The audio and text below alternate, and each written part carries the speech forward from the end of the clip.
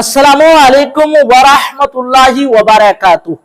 नाज़रीन किराम, आज का मौजू दिल को छू लेने वाला है। एक ऐसा सवाल जो हर मुसलमान के ज़हन में गर्दिश कर रहा है, आखिर हिंदुस्तान में मुसलमान बर्बाद क्यों हो रहा है, परेशान क्यों है। जिधर देखो मुसलमान पर जुल्म है, उन्हें मारा जा रहा है, पीटा जा रहा है, झूठे मुकदमात में फंसाया जा रहा है। और सबसे बड़ा जुल्म यह है कि मुसलमान खुद अपने मुसलमान का दुश्मन बन चुका है। आइए इस पर बात करते हैं, लेकिन इससे पहले एक छोटी सी वीडियो क्लिप देखिए। शाम 6 बजे से गायब है, हम उसको पढ़ाने के लिए ढूंढ रहे थे, उसका एग्जाम चलने वाला, हम उसको पढ़ाने के लिए ढूंढ रहे।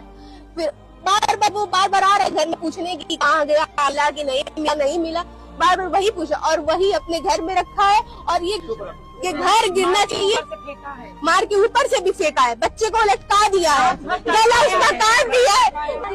वो बच्चा नहीं, आदमी है, संगी है, शराबी है, गजेड़ी है। रात में आप लोग थाने पे गए थे, क्या हुआ? शासन बोली 24 घंटे बाद, 24 घंटे बाद एफआईआर दर्ज ही नहीं कर रहे थे। हम लोगों ने 112 पे कॉल भी लगाई, खुद बगल में थाना है, वहाँ पे गए, वहाँ पे भी कह रहे हैं अभी मत आइए, अभी कोई 24 घंटे बाद जाइए, आप लोग ढूंढिए। पूरा सिधारी ढूंढ रहा था, पूरा सिधारी। सूचना दी है, उसके बाद पुलिस नहीं, उसके बाद नहीं आई, अभी सुबह में आई है, जब एकदम वो मार के फेंक दिया है, जब वो मार के फेंक दिया है, जब बॉडी मिल गई है, तब उसके बाद आई है। उसके बाद भी हम लोग को झूठा दिला, हम लोग साथ हैं आपके, हम लोग साथ हैं आपके, और उसको धीरे से लेके चले गए। उसका घर गिराया। अल्लाहु अकबर। यह मंजर देखकर दिल लरज उठता है। एक 7 साल के मासूम बच्चे के साथ यह जुल्म हुआ और हम सिर्फ इन्ना लिल्लाही व इन्ना इलैहि राजिऊन कहकर खामोश हो गए। यही हमारी सबसे बड़ी कमजोरी है, हमारी खामोशी है। क्या कभी विपक्षी दलों से आपने कॉलर पकड़कर पूछने की हिम्मत की है कि मेरे घर पे बुलडोजर चल रहा है, तू क्या कर रहा है? क्या आपने किसी भी नेता विपक्षी दलों को जिसको आप वोट देते हैं उसका कॉलर पकड़कर पूछा है कि मेरी बेटी का हिजाब खींचा जा रहा है, बता तू क्या कर रहा है? जब सवाल पूछना आता है तो आपके जीभ पर, आपके मुंह पर ताले लग जाते हैं। पता है क्यों है ये सब? ये हालात क्यों पैदा हो रहे हैं? क्योंकि कोई भी मुसलमान किसी दूसरे मुसलमान को ताकतवर या फिर आगे बढ़ते देखना ही नहीं चाहता है। शायद यही कारण है कि 70 साल बाद भी आज आपका एक रहनुमा नहीं है। आपको किसी अखिलेश यादव, किसी ममता बनर्जी, किसी राहुल गांधी की जरूरत पड़ती है, और वो उस समय गायब हो जाते हैं जब आपके घरों पर बुलडोजर चलती हैं, आपकी बिटिया का हिजाब खींचा जाता है। क्या फायदा ऐसे नेता का जो आपके मुसीबत में ही ना दिखाई दे?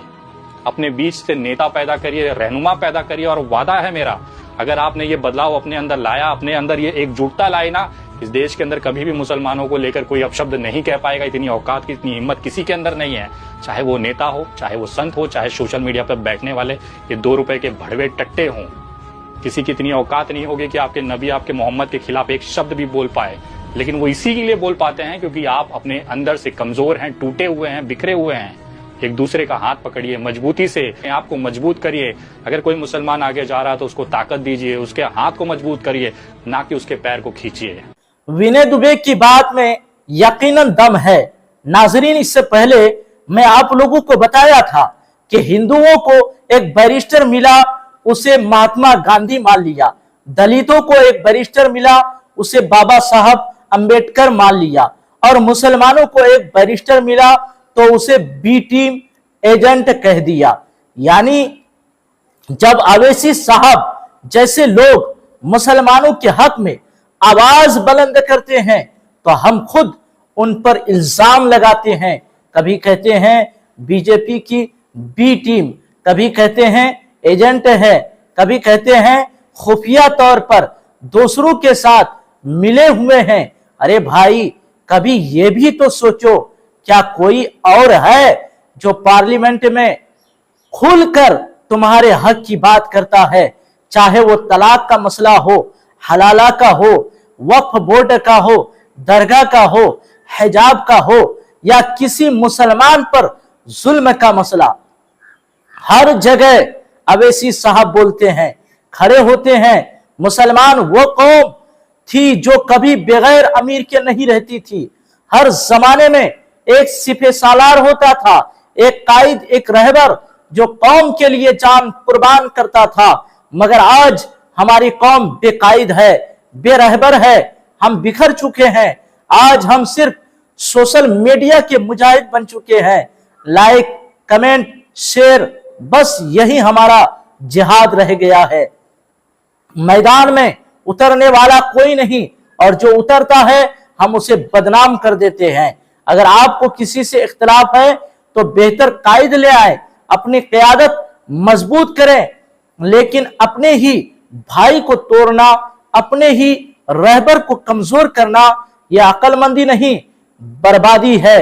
सोचिए, जब किसी हिंदू का लीडर बोलता है तो सारा तबका उसके साथ खड़ा होता है। दलित अपने लीडर के लिए जान देने को तैयार रहता है, लेकिन मुसलमान अपने लीडर के खिलाफ ही बोलता है, अपने ही बंदे को नीचा दिखाता है और फिर कहता है हमारे मसाइल हल नहीं हो रहे हैं। अरे भाई, जब तक तुम एक नहीं होगे, तुम्हारी आवाज भी एक नहीं होगी, और जब आवाज बट जाए तो ताकतवर दुश्मन तुम्हें आसानी से दबा देता है। अभी हाल ही में एक सहाफी ने तेजस्वी यादव से पूछा, बरेली शरीफ में मुसलमानों के साथ जो हुआ उस पर आपका क्या कहना है?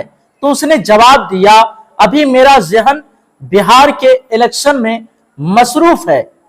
आई लव मोहम्मद का सर विवाद छिड़ा हुआ है पूरे देश में सर। आई लव मोहम्मद का, इस पे आपका क्या कहना है? मेरा ध्यान बिहार में भी।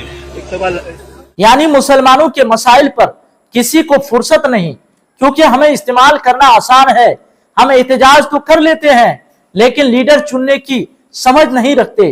अब भी वक्त है, अपने अंदर इत्तेहाद पैदा कीजिए, अपना कायद, अपना रहबर, अपना अमीर चुन लीजिए, ऐसा लीडर जो सिर्फ नारे न लगाए बल्कि तुम्हारे हुकूक के लिए खड़ा हो। अगर आज हमने अपनी क़यादत मजबूत न की तो आने वाली नस्लें हमें माफ नहीं करेंगी। हमारे बच्चों से पूछा जाएगा, जब तुम्हारे ऊपर जुल्म हो रहा था तुमने क्या किया था? क्या हम सिर्फ वीडियो देखकर अफसोस करते रहेंगे या वाकई अपनी सफाई दुरुस्त करेंगे? उठो मुसलमानों, अब भी वक्त है, एक हो जाओ, अपने रहबर के साथ खड़े हो जाओ, वरना तारीख में सिर्फ अफसोस रह जाएगा। दुआ कीजिए कि अल्लाह हमें एक होने, समझने और अपने हुकूक के लिए ईमानदारी से लड़ने की तौफीक अता फरमाए।